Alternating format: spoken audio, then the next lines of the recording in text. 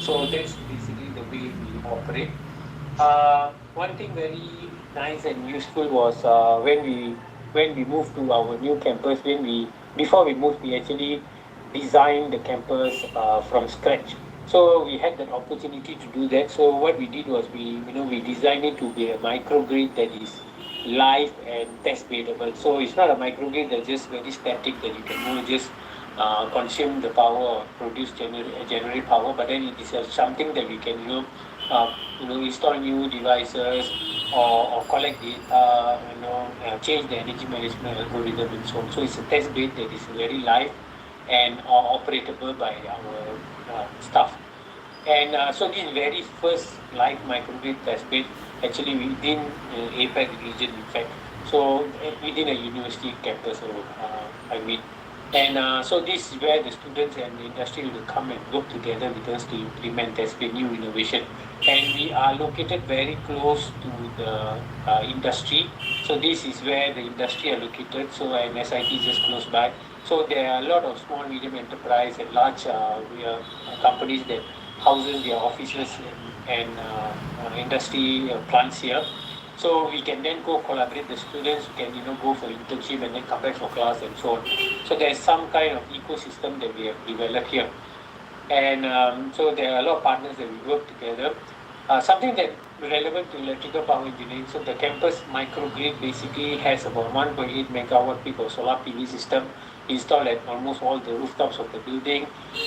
We have 3 megawatt hour in total, aggregated 3 megawatt hour of battery energy storage.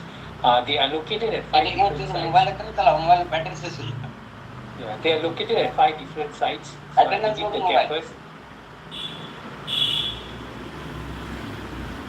So they're located at 5 different sites within the campus. Because of safety and regulation in Singapore, each battery cannot be more than 600 kilowatt hours. So each of them, 600, we have 5 of them located within the campus. This will allow us to basically test, for example, distributed energy sources. So the energy management system can operate the different battery at different times and all aggregate them to produce more power. So distributed ESS can be tested within the campus. We also have about 68 charging stations, fast and slow. And on top of that, we also have what you call vehicle to grid charging. So none in Singapore. There's no Singapore charger that is capable of vehicle to grid. The cars are, but then the chargers are not capable. It's not bi-directional.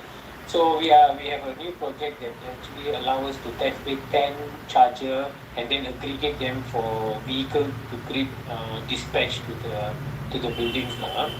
And so that's the reason project that I'm doing. Also that these buildings are basically can be islanded. So we cannot island the whole campus because the solar PV generation is only about 10% of the campus maximum demand.